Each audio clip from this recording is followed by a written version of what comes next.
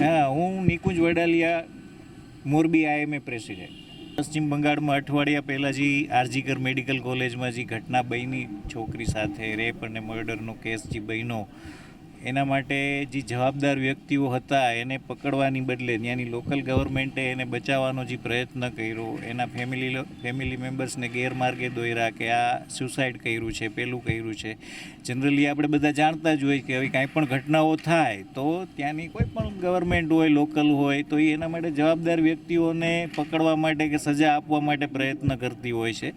જ્યારે આ કિસ્સામાં એનાથી બધું ઉલટું જ બન્યું છે કે ભાઈ જવાબદારોને પકડવા કે સજા માટે સાબિત કરવાને બદલે એ લોકોને પ્રોટેક્શન માટેની એના પ્રયત્નો હતા.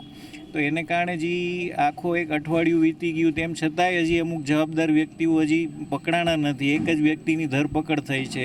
ત્યાંના જે લોકલ ડૉક્ટરો પોતાના પ્રશ્નોને લઈને જે બધી ધરણા પ્રોટેસ્ટ કરતા હતા, જે જગ્યાએ એના એવિડન્સ હતા, તો એના માટે જે એના લોકલ જે ગુંડાઓ કોઈ પણ હોય કે અચાનક આવી અને એને જે એવિડન્સનો નાશ કરવા માટેનો જે બધો પ્રયત્ન કર્યો છે. તો એના માટે એક ડૉક્ટર તરીકે તો નહીં પણ સામાન્ય નાગરિક તરીકે એક જાતનો વિરોધ છે કે ઘટનાઓ તો ખરાબ બને પણ બન્યા પછી એને જે બચાવવાનો પ્રયત્ન કરે છે, એવી બધી વસ્તુઓ ઘટનાઓ ન બનવી જોઈએ. એના માટે જેને કહી શકાય કે કોઈ પણ સામાન્ય માણસ હોય એનો આક્રોશ એટલો હોવો જ જોઈએ, બરાબર ને. એના માટે થઈને મેં આ કલેક્ટર સાહેબને આવેદન આપવા માટે આવ્યા હતા. માગણી અમારી એક જ છે કે કોઈ પણ જગ્યાએ જ્યાં વર્કપ્લેસ હોય ત્યાં જે તે ડૉક્ટર છે અથવા તો કોઈ પણ ફિમેલ હોય એક સેફ ફીલ કરે એવું એન્વિરોમેન્ટ ઊભું કરવું જોઈએ.